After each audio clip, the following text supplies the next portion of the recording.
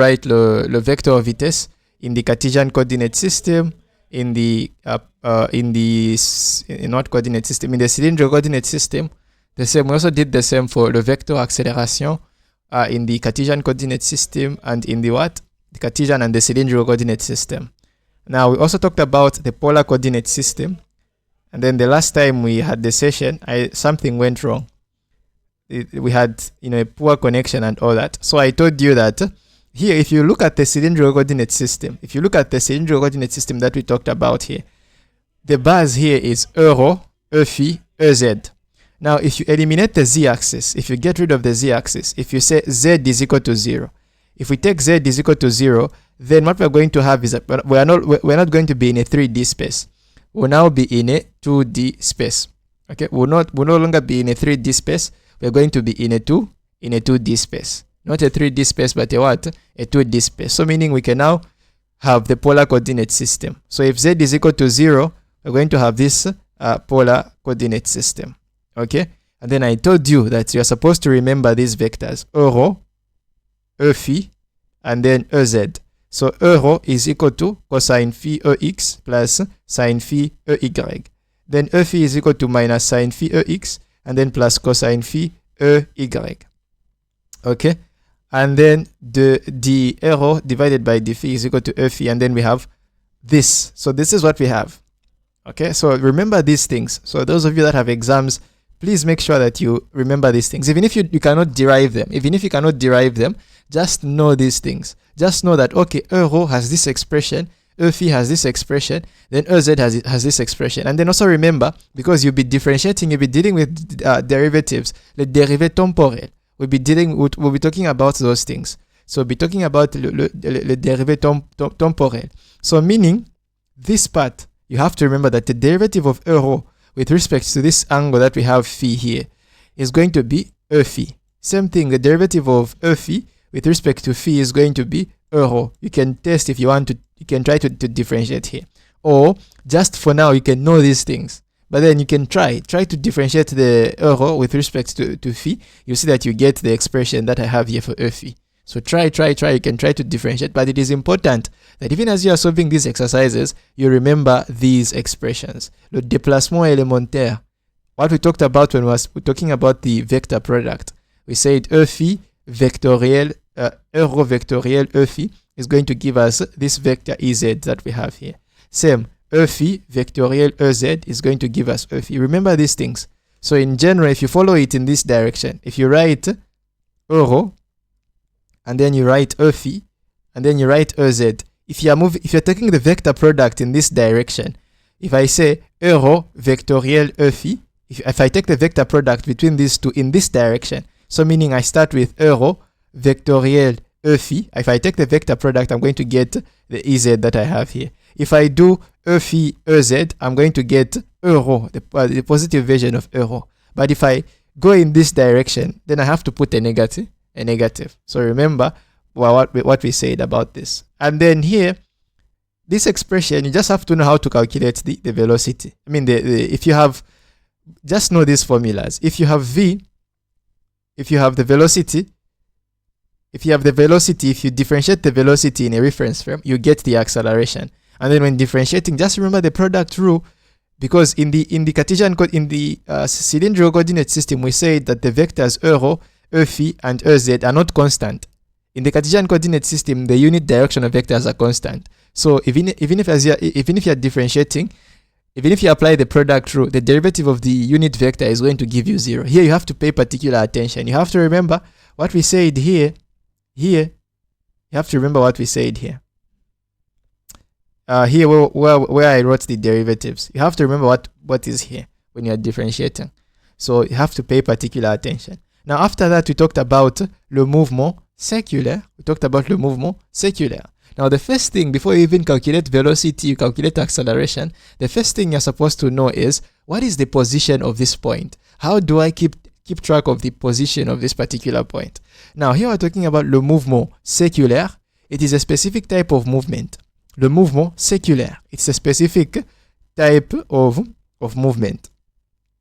Okay, it is a specific type of movement. This movement, le mouvement séculaire, is a specific type of movement. So meaning, as the point is moving, its trajectory is going to be a circle as the point is moving. So let's say we have a point M that is here. So then from the origin to the point M, the distance that is there is the radius. Now in this particular case, the radius is the same. Even if the point is somewhere here, even if the point is here, maybe let me just use a pointer here. Even if the point is here, even if the point is here, even if the point is here, you see that the radius is still the same. However, these unit vectors will change direction. So if I draw this on the other side, if I write it here, let me just put it here. If I draw it on the other side, if I get a blue something like, if I draw it this side like so, this is still the radius. The distance here is still the radius. Okay, so let's say we have a point M prime that is here. We have a point M prime that is here. This distance that we have here is still the radius. However, we know that O is going to be in the direction of this radius. Okay, in this direction, or M prime. So meaning the vector O is going to be, let me just use a different color here.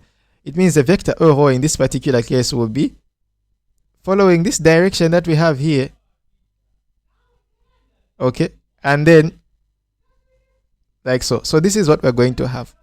So meaning, I mean that is what we'll have. And then Phi is in this direction. In this case, the angle is increasing in this direction. So Phi is in this direction. So you see that the angle keeps on. The directions have changed.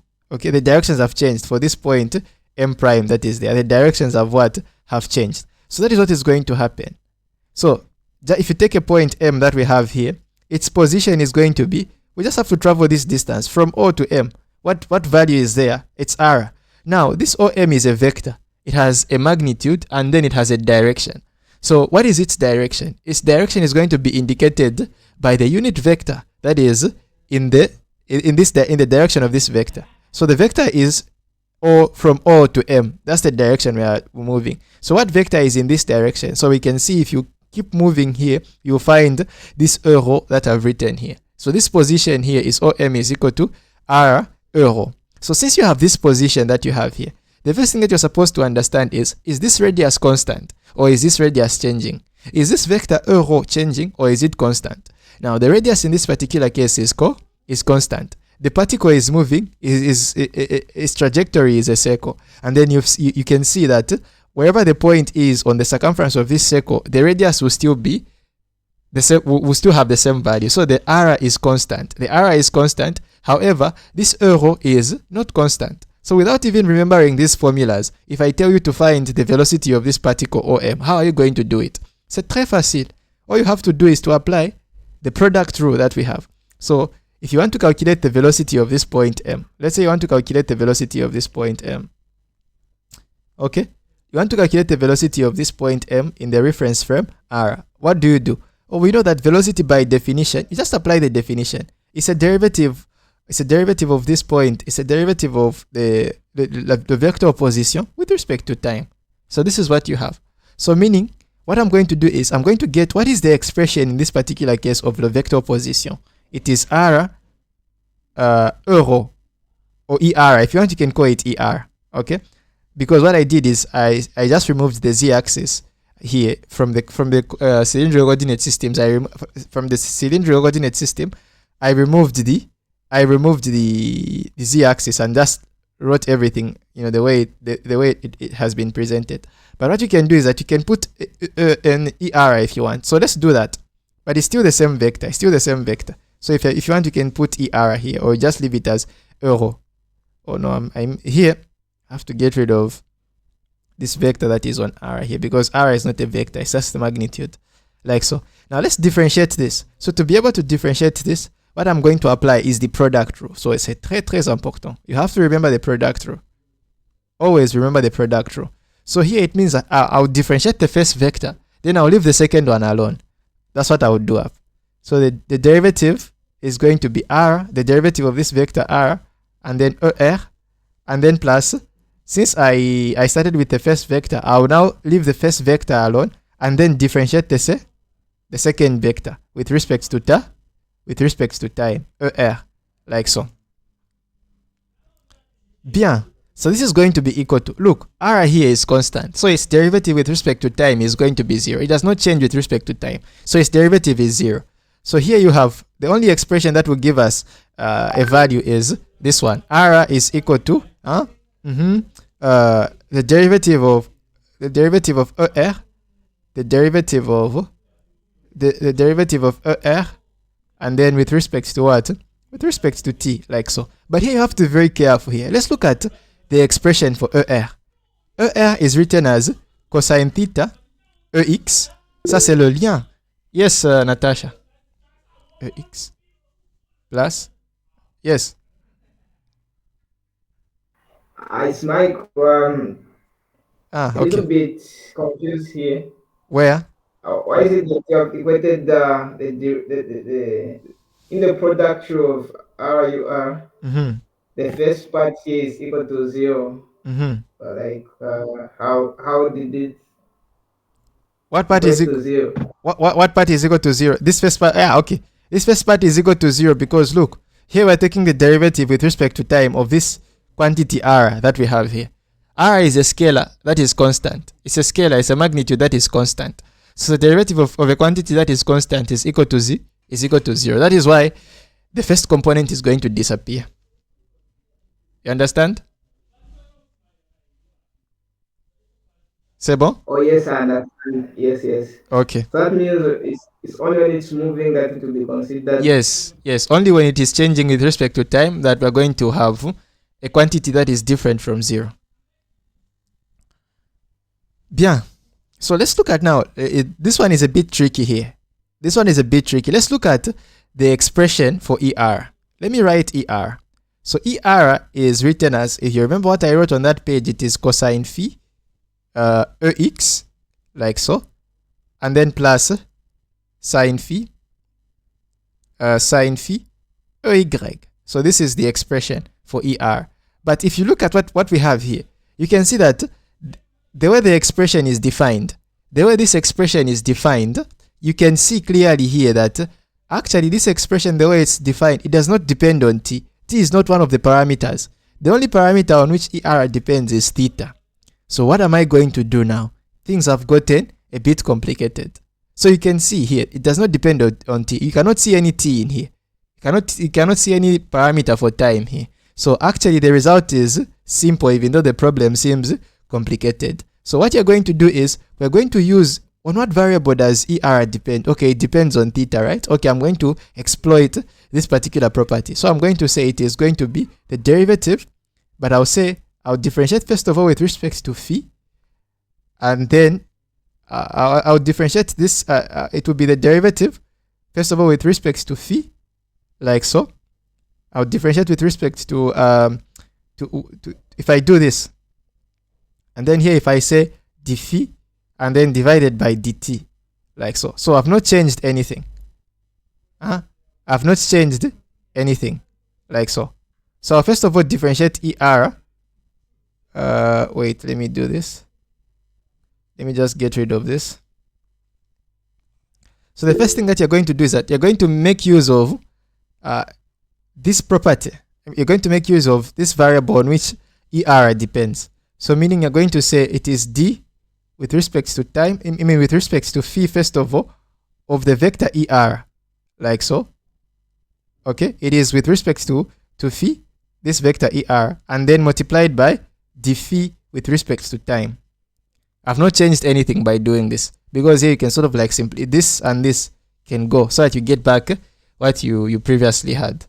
Okay, so here this is what you have here. Oh, if you look at the derivative of phi with respect to time, c'est une dérivée temporelle. It is going to be a dérivée that is temporelle. So here we're going to have r. So a dérivée temporelle, we're going to put a point on top. So this is going to be phi point, like so. This is going to give us phi point. And then I know that the derivative of ER with respect to phi is what? Is E phi. That's what I know.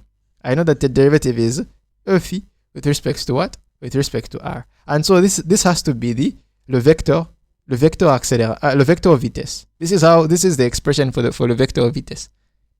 C'est clair? Is it clear what I've done here? Yes, Natasha.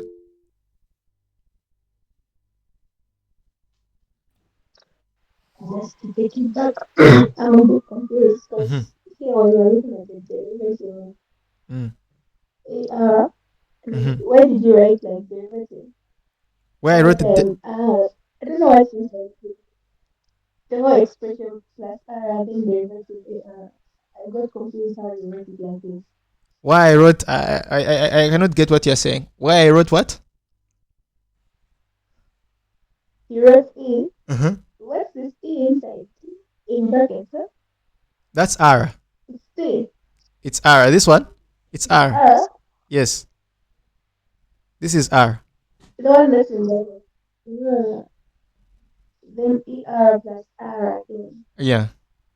Like how you wrote this expression, I'm confused. Why did you write like this? So we are using the product rule. If you're taking the derivative of a product of two functions, so we have this theorem, we have the product rule.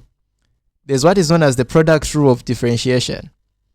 If you have two functions f and g, the derivative, if you have two functions f and g, the derivative of the product of functions is going to be equal to, it is the derivative, you differentiate the first function, then you leave the second one alone. So that's why you get g and then the derivative with respect to t of f. And then plus, since I left the second one alone, I'll now differentiate the second one. So the derivative of g with respect to time, and then here we'll have f, like so. So this is what we are applying here. So this is known as the product rule of differentiation. Here we have a product of two things, r and er. So to differentiate, we'll apply the product rule. So that is why this expression that we have on top is actually equal to this expression. We've applied the product rule of differentiation. So product rule of differentiation. So that is what we've applied here. Is it clear now? Yes, it is. Yeah.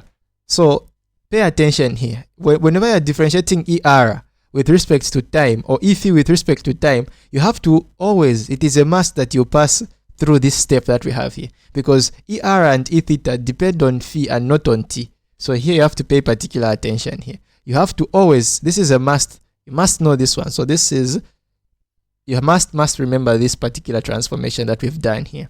Okay, so this is the vector accélération, le vector vitesse. So what about the acceleration? I'll just apply the definition. Now I know that the acceleration is, the acceleration of a point m in the reference frame r is actually the derivative of the velocity of this point m in the given reference frame with respect to t. Oh, I know how to calculate I already have the velocity. So I'll take the derivative of the velocity. So it's actually d dt, and then here we have r, and then we have phi point, and then we have e phi, like so. Now here you have to be very careful here. We'll apply the product rule for three items. Here we have three items, r, phi point, and e phi. So we apply it for three items. So what we're going to do is that I'm going to differentiate the first one, then I'll leave the second one and the third one alone. So I'm going to have the derivative of r, and then I'll leave the first one. So I'll put this in brackets like so, and then I'll leave the first one, I'll leave the second one and the third one alone. So here I'm going to say phi point, then I'm going to say e phi, like so, and then plus. Then for this one, I'm going to leave the first one alone and the last one alone, then I'll differentiate the second one. So I'm going to have r, and then it's actually d dt of phi point, like so. And then I'll put this maybe in brackets, and then I'll leave the last one alone. And then plus, so this is going to be r, I'll leave the first and the second one alone, then I'll differentiate with respect to time the last one, like so. So this is how I apply the product rule. So this is going to be equal to, now the first one, r, is constant. It does not vary with respect to time. So its derivative is going to be equal to 0, meaning this entire first part is going to be equal to what? 0. Okay, it's going to be equal to 0. Here what we're differentiating is phi point. So I'm differentiating phi again with respect to time. So I'll get r, and then I'll get phi point, like so. And then this is going to be e phi, like so. Now the other one here, look, here you have to be very careful. Here we're differentiating e phi. Just like I said, if you write the expression for e phi, let me just write it here on top. We know that e phi is going to be equal to minus sine phi EX, and then plus cosine phi EY. This is its expression. You can see that I'm not seeing any t here. It does not depend on t, it depends on phi. So you apply that transformation that I gave you. You apply the transformation I gave you. So you're going to say it is d dt, like so. It is d. Sorry, you pass d d phi. Sorry, I made the mistake. So it is actually d d phi, like so. D d phi of what? D d phi of e phi, like so. And then multiplied by d d phi divided by dt, like so. Oh, now I can simplify. So I have r and then phi point point, like so. And then I'll have e phi, like so. And then plus. Now here first we wait. So what is the derivative of e phi? The derivative of e phi is minus e rho. So I'm going to have a minus here. So r and then phi point, like so. But this is going to be phi point squared because this also gives us a phi point. So this gives us a phi point. If you multiply this phi point in blue and this phi point in red, you get phi point squared, like so. But then here you also have e rho because we get it from this derivative that we have here. Is it clear? So the final answer here is, if you compare this answer here, so you don't even have to remember these formulas I wrote the other time. You don't have to remember these formulas I wrote the other time. All you have to know is to just apply the product rule. So all you have to know is apply the product rule and how to differentiate the vectors e phi and er. So no need of mastering these formulas that, okay, I go and I memorize these formulas before writing the exam. No, it is not necessary. Just know how to apply the product rule and how to differentiate, especially when you're in the base cylindric or this base that we're talking about for the mouvement secular. You have to be very careful. You have to know how to differentiate e rho and e phi. That is the only prerequisite. That is the only prerequisite. Okay? That is the only prerequisite. So here you can see that I've just applied the product rule and I'm just differentiating items. I've been able to find the same answer that we found in green the other time. So product rule, knowing how to differentiate, mastering the expressions that I've told you to master, you'll be warm and dry. Okay? So this is about le mouvement séculaire. Let's now move to la base de serré-freiné. Okay? Any questions for le mouvement séculaire? Have you gotten the idea how to differentiate and how to apply the product rule? Because we've applied it for 2 vectors, we've also applied it for a product of 3 vectors. C'est clair? Can I move to la base de serré-freiné? C'est bon? Je passe?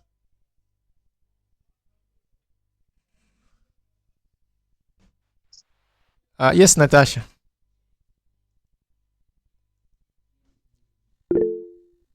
Yes, go ahead. So, do you want to know how to calculate the vector vitesse and the acceleration? The formulas? Yes, therefore, vector vitesse and acceleration. Okay. So the first thing that you're supposed to do is find the position vector. Find the position vector. Find the position vector. So what is the position? Find the position vector. What position vector am I supposed to find? I'm supposed to find the vector OM. If you find the vector OM, you can calculate the velocity. So how do you find the velocity? You find the velocity of a particle m in the reference frame r is going to be equal to the derivative of this position vector with respect to time. Now, this is true for any coordinate system. So this expression is true for any coordinate system. For any coordinate system. Like so. And then if you have the velocity, you can calculate the acceleration. The acceleration of a particle m in a reference frame r is actually the derivative of, acceleration is gamma. We use gamma. The acceleration is going to give us the acceleration of a particle m with respect to r is going to be the derivative of the velocity with respect to time. So it is the derivative of the vector, vitesse, le vecteur vitesse par rapport à r and then with respect to what? With respect to time. So this is what we have. So these are the things that you're supposed to remember. The first thing, the questions will follow each other in a sequence. So they will tell you to déterminer le vecteur position, and then for the second part they will tell you to déterminer le vecteur vitesse, and then for the third part they will tell you to find le vecteur accélération. The questions are always going to follow each other in this sequence: position, vitesse, and then accélération. C'est bon? So that is what we have here. Alors, la base de série freinée. La base de série freinée.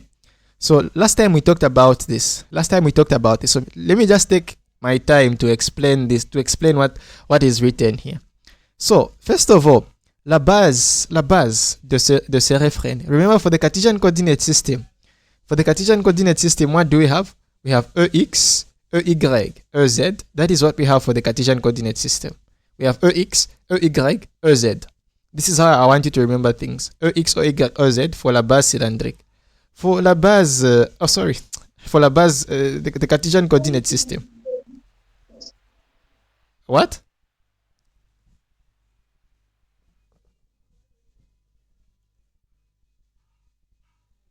Is it okay? Je passe?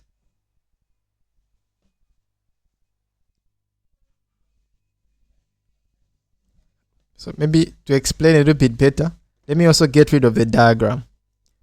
Let me also get rid of this diagram that we have here. Then I'll explain a little bit better. I'm not seeing your screen. Oh, okay. Bien. So this is what we have here. So I want to explain what we have. So this is how I want you to remember. Base Cartesian, for the Cartesian basis, what do we have? For the Cartesian basis, we have EX, EY, EZ. For the cylindrical coordinate system, we have what? Rho, Phi, and Ez. For la base de série freinée, we have the vector t, the vector n, and the vector b. Now, let's say we have a particle that has this trajectory, okay? So instead of using the Cartesian coordinate system, instead of using the cylindrical coordinate system, we will use what is known as la base de série freinée, which is une base locale. Let's say we have a particle that is moving in this direction. That is following this trajectory. So a particle that is following this trajectory, let's say at some time t is equal to t0, the particle m is at this particular location. And then let's say at some m is equal to t, the particle m is at another position. So maybe let's say at t is equal to 0. Now at m is equal to t, the particle is here. At m is equal to t, which is equal to 0, the particle is here. So this distance that the particle is going to move, when it moves from this point here where the time is equal to t0 to the point where the time is equal to t, this distance that we travel here, this distance is known as, this distance that we have here, this distance that we are seeing here is known as l'abscisse curviligne. It is the path that the particle travels from some time t is equal to 0 to some time m is equal to t. So that if you hear them saying l'abscisse curviligne, they are talking about this same vector here, l'abscisse curviligne. Okay, l'abscisse curviligne. That is the vector l'abscisse curviligne. It is the distance. Let me just write it on the other side. Let's say m. We have m moves from m to m prime. So the l'abscisse curviligne is going to be this distance m prime. This vector m prime. That is what the abscisse curviligne is. It is the distance that the object moves from this point m to this point m prime that we are seeing here. Now, if you look at here where there is m prime here, here where there is m prime here, this is a curve, right? This is a curve. So I can actually draw a circle here. Where I have a curve here, I can actually draw a circle. This part here is going to help me to form a circle, like so. And then this part here is also going to help me to form a circle. So even here, you can draw a circle. So if this continues like so, here I can also draw a circle here. So the circle is going to have a center. This circle here is going to have a center. This circle here is going to have a center. And then the first thing that you want to draw is the tangent to this circle. The tangent to this circle at the point M prime is going to be a line like this one. So the vector t here is going to be along this tangent.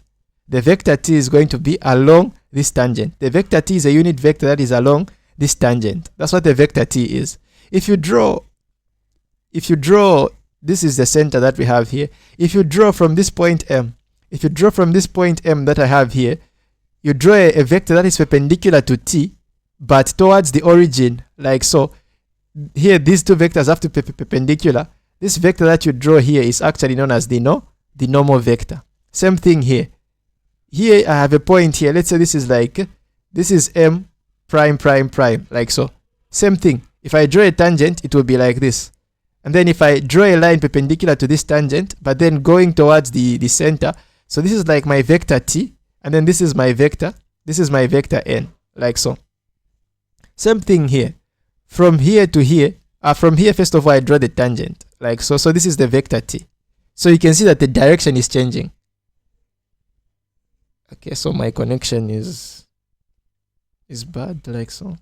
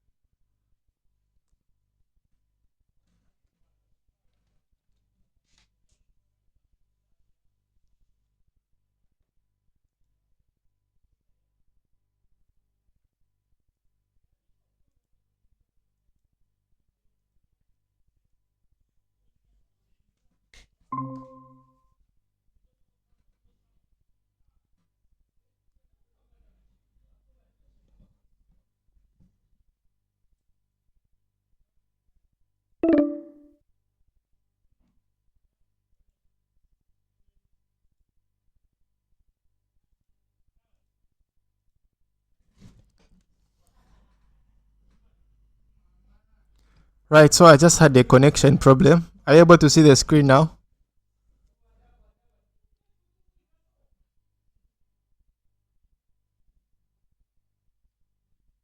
Okay. Right. So what I was saying before I got disconnected is you can see that each time here along this trajectory, you can see that each time if I try to look at a point and draw the tangent vector and the normal vector, you can see that the directions are going to change. The directions are always changing.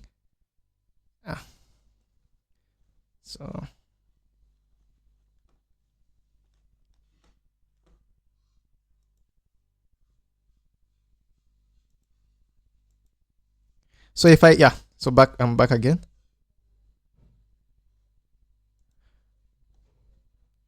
Okay, so what we're going to do is we have less than 10 minutes. So we're going to exit this session and then you're going to wait for the new link so that I send you the link and then we come back. So wait for the new link and then you can exit this one and wait for the new link. Okay.